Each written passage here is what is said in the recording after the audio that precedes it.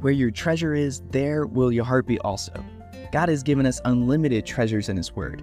Every time we open it, we can discover a new treasure or admire an old one. What will we find today? Here's Carla Early with Treasure Hunt in the Word. When my kids were babies, they would scream and cry while I fixed them breakfast or lunch. I don't know how old they were before they realized that they could trust their mother to feed them. But I do remember when we were babysitting another child who was several years younger. I'd fixed 4 plates of food. I handed my daughter her plate, then my son his plate to carry to the table. At this point, our little friend started screaming and crying, "I'm hungry! Where's my food? I want food!" I put down our plates, went over and took his chubby little face in my hand, and said, "Honey, do you believe I love you?" He snuffled and nodded. "Then do you really think I would feed my children and make you watch them eat when you were hungry?" He had to think about that one for a minute. Finally, he shook his head no. Then I picked him up so he could see the counter.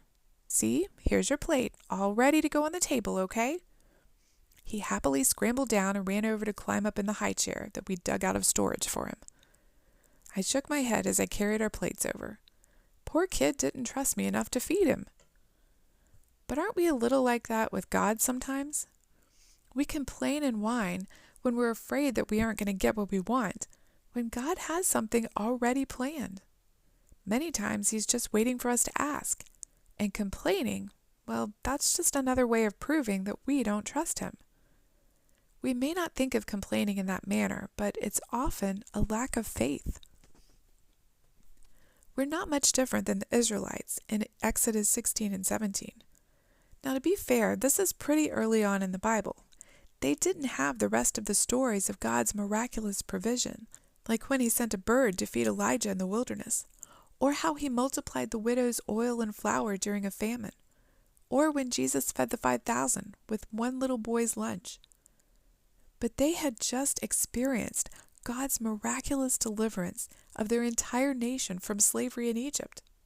And just a chapter before, they had been celebrating how God parted the water of the Red Sea for them to cross over, and then destroyed the entire Egyptian army. But they followed their God into a wilderness. No food, no water, and hundreds of thousands of people, if not a couple million. And when their tummies got grumbly and their mouths got dry, they started complaining. It didn't occur to them that the same Almighty God who delivered them from slavery and parted the water and led them by a pillar of cloud by day and fire by night into the wilderness had a plan to keep them alive while they were there. And they didn't realize that He loved them and delighted in providing for them. So they complained. And as Moses told them in Exodus 16:7, "Your complaints are not against us, but against the Lord." Moses and Aaron weren't in charge. God was. Moses and Aaron didn't have a plan for finding enough food and water for these people, but they trusted God had a plan, and He did.